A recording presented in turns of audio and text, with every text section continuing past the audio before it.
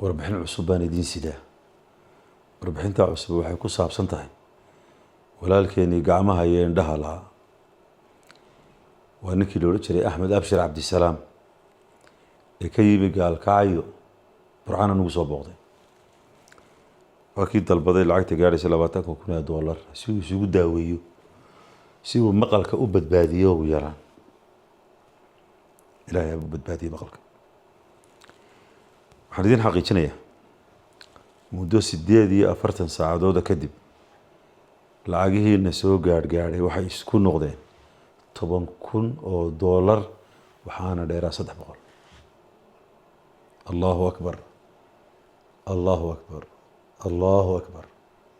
waxa weeye kala barhkii xitaa way dhaaftay lacagtaasi. $20,000 ayuu doonayay, maxaa hadhay 9,700. aynu dhamaystirno.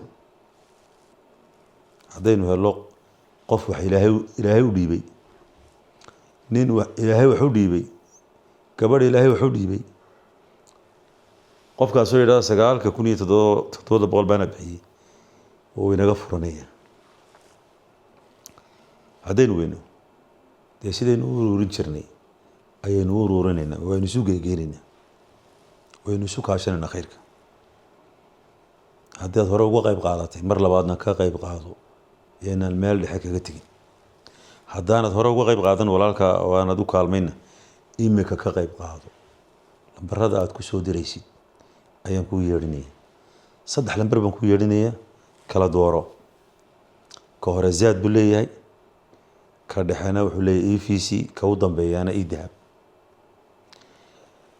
eber 6 3 4 7 eber eber 9 66.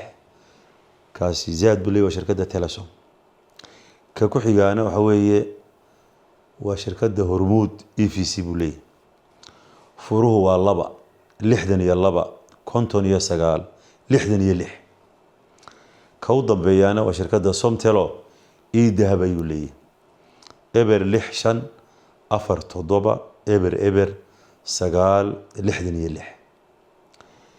dadka lacagaha soo bixiyey ee ilaahay dartii ula baxay, ee walaalka u naxariisanayay, ka naxayay, ee ilaahay wejigiisa doonayay, ilaahay ha ka aqbalo. ilaahay ha ka aqbalo dadka. ilaahay naarta ha kaga badbaadiyo. ilaahay aakhiradooda iyo adduunkoodaba ha u hagaajiyo. ilaahay arrimahooda ha u hagaajiyo, ha isugu beegbeego. muraadkoodoo sanna ilaahay ha siiyo. ubadka iyo ooryaha ilaahay ha u hagaajiyo. intooda xanuunsanaysa iyo inta ka xanuunsanaysa iyaga ilaahay ha u caafiyo. aaminta raaciya. baaraka allahu fiikum.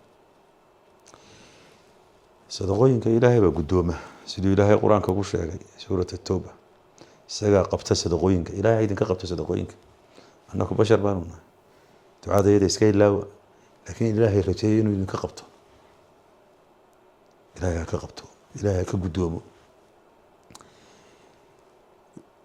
Axmed Abshir Cabdisalaam uma sheegin inay lacag $10,000 soo ururtay iyo 300. laakiin muuqaalkan ayuu dhageysan doonaa insha Allah, ama loo sheegi doonaa qof dhageystay, ugu bishaareyn doonaa.